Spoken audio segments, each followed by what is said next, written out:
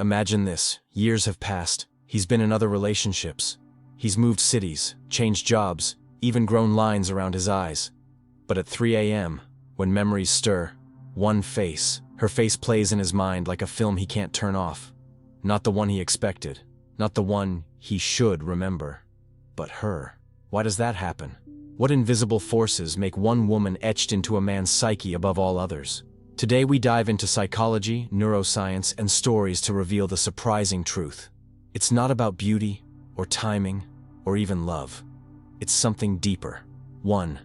When a memory becomes eternal. Have you ever wondered why, out of everyone you've ever known, the people you dated, laughed with, or even loved, there's one person who still lives in your mind like a ghost you can't exorcise? It's not because she was the most beautiful, or even the one who loved you most. It's because, psychologically, your brain marked her. It decided this one matters. You see, the human brain doesn't remember people equally. It remembers impact. Every memory is built like a photograph, but emotion is the flash. The stronger the emotion, the brighter the flash, and the clearer the picture stays. That's why you might forget birthdays, faces, even whole years, but not her voice when she said goodbye, or the way her eyes looked at you the night everything changed. 2. The woman who changed his inner world. Let me tell you a story though. Names are changed. Let's call him Ayan. In his early 20s, Ayan dated Mira. She wasn't the first, in fact. She wasn't even his most aesthetic crush. But something about Mira unsettled him. She challenged his beliefs. She spoke into his fears. She refused to be just comfortable. She triggered him, provoked him, made him feel for the first time vulnerable and whole at once. Years later, Ayan thinks of Mira more vividly than others. Why?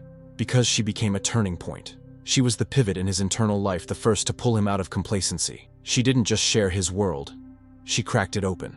Psychology tells us that when someone plays that kind of role, the mold shaper, the revelation engine, their imprint is deeper. Think of mental schemas. Our minds hold narratives, beliefs, identities. When someone violates or rebuilds those narratives, they become psychologically central. That means they're more likely to be repeatedly recalled, reevaluated, reframed, and thus remain alive in memory. 3. Psychological mechanisms and viewer connection. It all begins with emotional anchoring, the simple truth that the stronger the emotion, the deeper the memory. The night of the fight, the trembling confession, the moment he realized he might lose her. Those weren't just experiences. They became timestamps in his soul. Emotion, after all, is the glue of memory. The more it hurts, or the more it moves us, the longer it lasts. Then comes something subtler, memorability, as an intrinsic quality. Some faces just stick. Maybe it was the way she smiled with her eyes before she spoke, or the sound of her voice hitting a frequency his heart recognized. There's a rhythm to certain people, a tone, a pattern, that the brain unconsciously flags as unforgettable.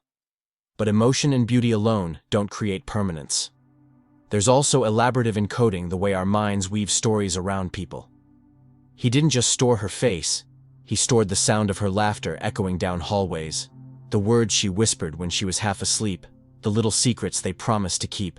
Every shared moment became another thread in a web of memory, and the richer that web, the harder it is to untangle. Next comes repetition and exposure, the psychological law that the more we see something, or even think about it, the more it carves itself into our neural circuits.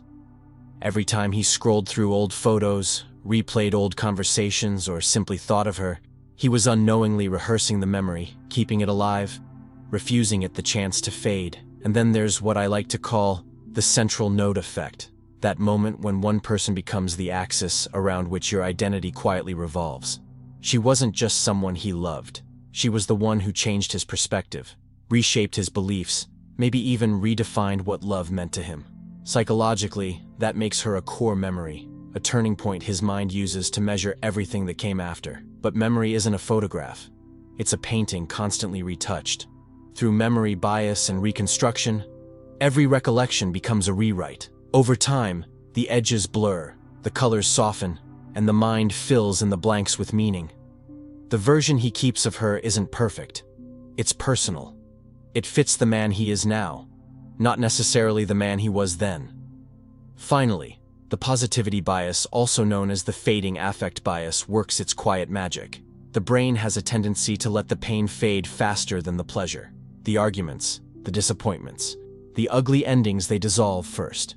What stays are the warm fragments, the laughter, the connection, the illusion of what could have been. And so she remains, not as she was, but as his mind has sculpted her to be, the unforgettable woman whose memory feels softer, sweeter, and somehow eternal.